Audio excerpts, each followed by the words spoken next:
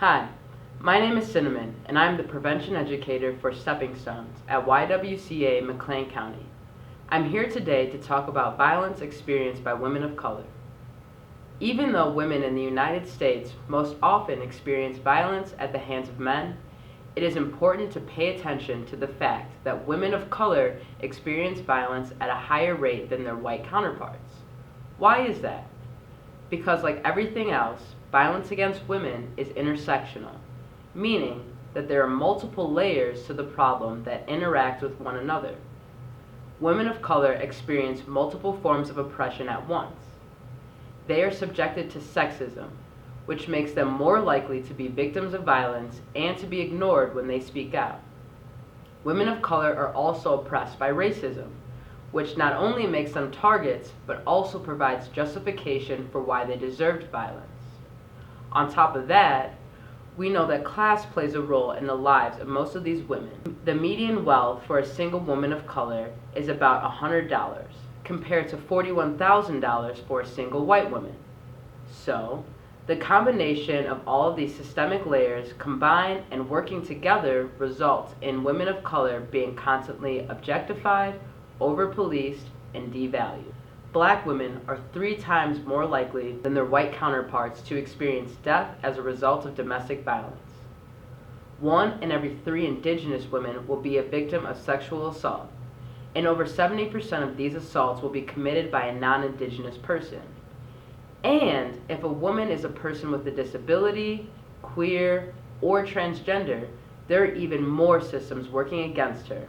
To make matters worse, women of color are constantly exposed to messaging, supported by all of society, that tells them they are not beautiful, intelligent, capable, or worthy of respect. Have you seen the doll tests that were originally conducted by Kenneth and Mamie Clark, but have now been recreated many times? Researchers show children a black doll and a white doll. The researchers then asked children, which is the mean doll? Which is the pretty doll? Which is the bad doll? Which is the friendly doll? Which is the smart doll? And asked the kids to point to the corresponding doll. The results are appalling. Over and over, children associate all things negative with the black doll, even when the children themselves are of color. This means from a very early age, girls of color have already internalized all the things society has told them about themselves, making them extremely vulnerable to abuse and violence. As individuals, we can take a step to end violence against women of color by listening to and lifting up their voices and experiences. When women tell you about the racism and sexism they experience on a daily basis, shut up and listen. Don't tell women of color that they're making things up or being oversensitive.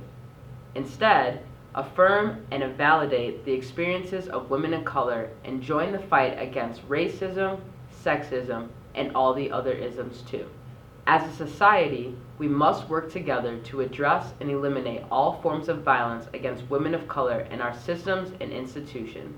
This includes reforming our unjust immigration system, honoring treaties and increasing rights for indigenous people, asserting women's rights to make choices about their lives and bodies, and by punishing hate crimes against lesbian and trans women of color, to name a few.